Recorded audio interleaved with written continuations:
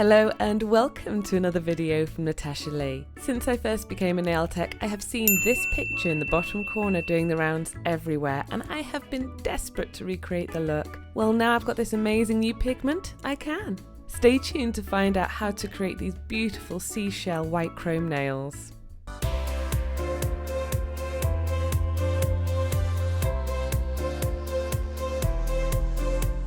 As always, after performing cuticle work and filing, I'm going to cleanse my nails with 99% isopropyl alcohol, and there's a link in the top right corner of the gel I use on my nails.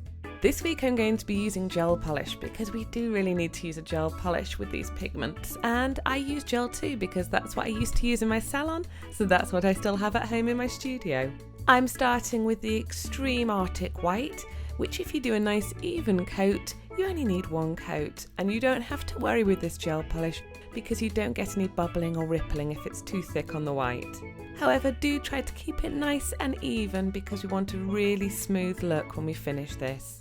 Then cure the white before going on to the next stage. Next I'm going to go in with a beautiful pale blue. I love this one, I was so excited when this came out. And this is called Frou Frou Blue, and it is so lovely. We're using the pastel colours to create a really nice rainbow effect, and next I'm going in with Merry-Go Berry.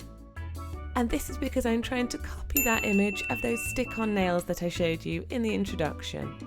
And after a close look at them, I realised that there was like a rainbow effect underneath that beautiful chrome look on the top. So that's what I'm trying to recreate. I'm just literally going either side of that pastel blue with my pastel lilac. And we aren't curing this at all, we're just leaving it uncured because we're going to want to blend this afterwards. And next I'm going to go in with a baby pink, and you don't have to use this brand of gel polish, this is just what I have, you can use whatever brand you prefer. And I am using my Dixie Girl striper brush, this is the 11mm, I do think it is. And I'm really liking it because it's keeping its shape really well, which was perfect for this design.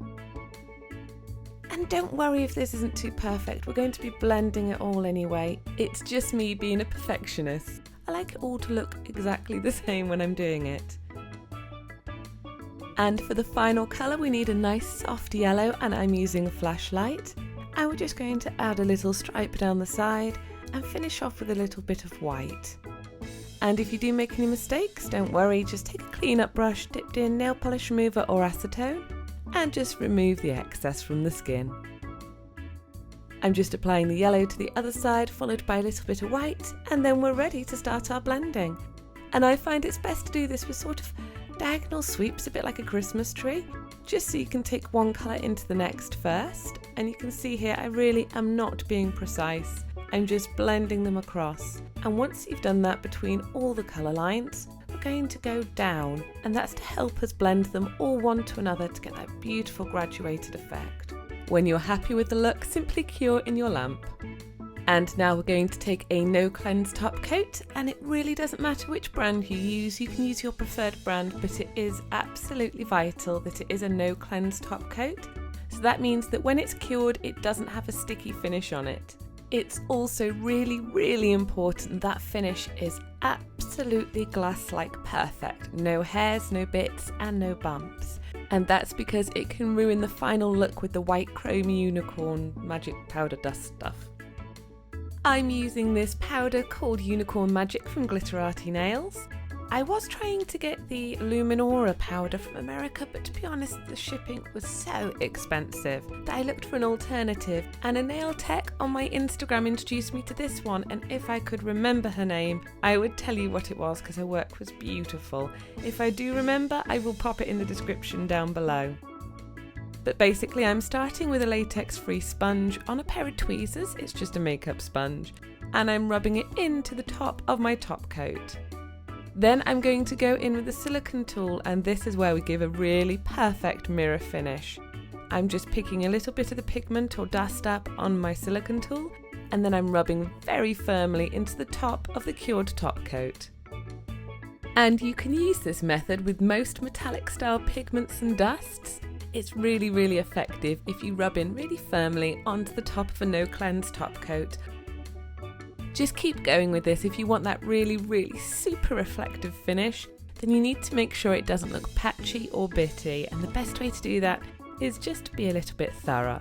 Obviously I'm going slower for the camera so you can see exactly how I'm doing it, but if you were, for example, doing this in a salon, you would work a lot quicker than this. And if you didn't have a silicone tool, you could use a nitrile or a latex glove on your finger just to pick up the pigment on your finger and then rub it in firmly. It would actually have the same effect. It's just that I like my silicone tools, they're so easy to work with. When you're happy with your finished look, it's quite simple. I would just recommend going in finally with a fan brush very lightly and brushing off any of the excess. You could always use a latex or non-latex barrier around the nail to prevent cleanup on the skin also. And once you've finished applying, we're just going to go back in with our top coat again and apply a coat over the whole nail, and remember to cap the ends. Anytime you use pigments like this, I would always recommend being really careful when you cap the ends, and also apply 2 coats, and that's because it can peel and chip at the ends quite easily. Vlogger 10 Little Canvases recommends, if you want to stop it from chipping, that she says she applies a primer around the nail, and you could do that, but I've decided not to on this occasion.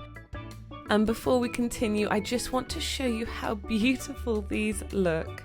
Now I'm going in with a soak-off gel. This is the Skyscraper gel, which I used to use on my nails as a strengthener until I swapped to the poly gel.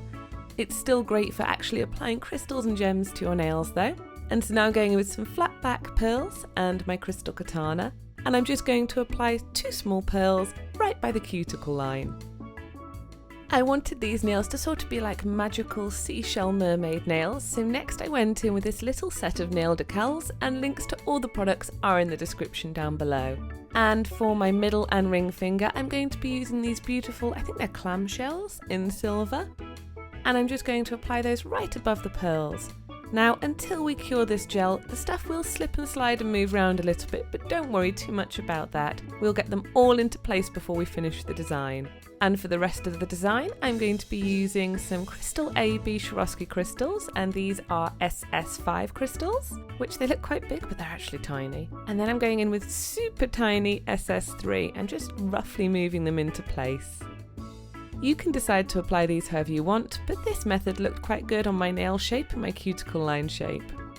I decided to finish off this look with a couple more of the tiny little flat back pearls, and I did 1 on each side. And then just to finally finish this look, I'm using some iridescent caviar beads and just applying these in between the crystals and the decals and the pearls, and it just adds that really beautiful sort of treasure chest jewel look. Once you've finished applying everything, just shuffle everything back into place and then cure in your lamp. Cure times can vary by product, so check the product that you're using for the recommended cure time. Now for the index finger and the little finger, or your pinky, I'm going to apply the gel again, and I'm just going to do a slightly different design, and that's just so there's a bit more interest on each finger. And from the nautical decals, I'm going to use a starfish little design, and these are so cute and so tiny. And then I'm going to apply a SS5 crystal either side, followed by an SS3 crystal, and then just another SS3 crystal right by the cuticle line, and then add in a few of the caviar beads. Cure, and then when it's cured, using isopropyl alcohol, remove any sticky residue. Then it's just time to apply your cuticle oil to the skin around your nails and then massage in. And once you've done that, your design is finished. And don't they look absolutely stunning? I love these nails so much. I left these on for as long as I possibly could before I had to film another video, and I am totally and utterly in love. When I was a little girl, I used to have a Barbie and Ken doll, which were the crystal Barbie and Ken, and these nails look just like Barbie's dress, which was my most favourite thing in the entire world, and I wanted to grow up and have my own version of it. So I kind of have on my nails a little bit. I'm actually going to recreate these again in a few weeks because I am finalist for the Best UK Nail Blogger Awards with Scratch Magazine. So I'm so excited. These are the nails I'm going to wear on the awards night. Thank you very much for watching. Please don't forget to give me a big thumbs up and subscribe, and also click on that little bell sign because that will give you notifications every time I upload. Thank you very much for watching, and I look forward to seeing you next week.